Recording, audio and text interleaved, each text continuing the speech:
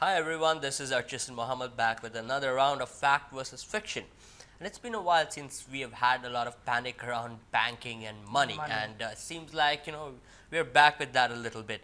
So we received this message on our WhatsApp helpline number. It says, "High alert! Anyone having funds in Bank of Baroda, please withdraw immediately. Please see below." And below is a link of a Liveleak article which says, Calcutta High Court directs RBI to consider steps including cancellation of license of Bank of Baroda. Now, I don't know about you, but LiveLeak is quite a reliable place for me. Yeah, like Live Law is pretty reliable. Live Law, sorry, Live Law not is pretty LiveLeak. reliable, yeah. That's something else. No So worries. Live Law is pretty reliable. So Yeah. when I read it, I mean, at least when I read the headline and the caption, seems like a scary thing, and it seems people are scared. And it's Absolutely. going quite viral. What do you have to say about this, Mohammed? Right. So this is actually it's a recommendation slash order of sorts that has been given by the RBI to by the Calcutta High Court to the RBI.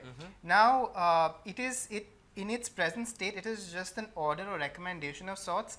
But by the way that how it has been portrayed on WhatsApp, and we've received it so many times, okay, that people are really panicking over it. It's as if Bank of Baroda is just looking at shutting down or losing its banking license over the horizon, which is not the case. Now, just to give a little bit of context, Bank of Baroda stood as guarantor to a firm called Simplex Projects.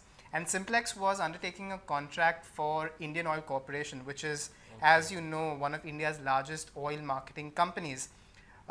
When Simplex Projects did not fulfill its obligations as per its contract with Indian Oil invoked that bank guarantee, and Bank of Baroda until now has not made good of that bank guarantee by releasing payment to Indian Oil. Which is why, as part of the order, the Calcutta High Court has given a direction to the RBI to consider revoking its banking license as part of the order, but it's not the order in itself. So that's the nuance right there. Okay, so there is no need for There is no need for people to panic. Okay. And to be really honest, like Bank of Baroda's clientele is across the spectrum of Indian society. And imagine people standing in demonetization like lines just to withdraw money. So Yeah, this is a WhatsApp message we do not need. Yeah, don't worry. I mean, that would be unnecessary Absolutely. panic. You'll be hearing from official channels soon. So there's no need to really panic over this message. Okay, and this is not the first time there's been a lot of fear mongering around the money and finance and banking. I remember the PMC case. Absolutely. So this is really different from PMC Bank. So PMC Bank, there were literal restrictions on people's withdrawals. There was a fraud case. It was a fraud case, yes. But in the end, it was the common man who really couldn't withdraw money from their account.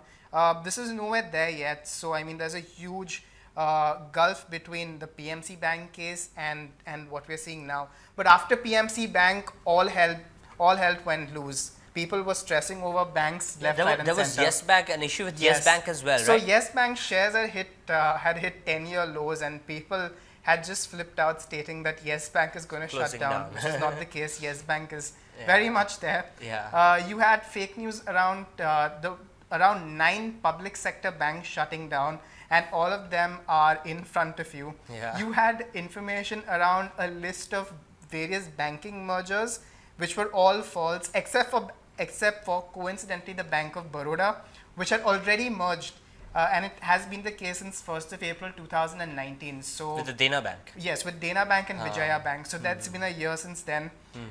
We saw fake news around the 2000 rupee note. That was a classic. It keeps coming back. That was again a classic. And again. Yes. So an RTI had revealed that the RBI had stopped printing the 2000 rupee note, but that does not mean the note stops being legal tender. You can go to a store, you can go to a bank and use a 2000 rupee note to exchange goods and services.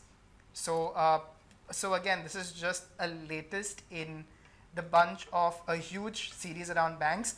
Now, in the budget, Finance Minister Nirmala Sitharaman said that there's going to be an IPO around LIC, and we are not saying this speculatively, but yes, LIC related the fake news is coming our way. So if you spot anything like that trying to spread a lot of kind of alarm or panic, please do send it over to us on our WhatsApp helpline number, because we can check it out for you. We've been doing that for a while now. And there's Jamia and coronavirus. Do not forget those. They're all coming at the same time. Yeah, they're all coming our way, man. Okay, and with that, we shall wrap up this episode. So thank you and catch you guys later.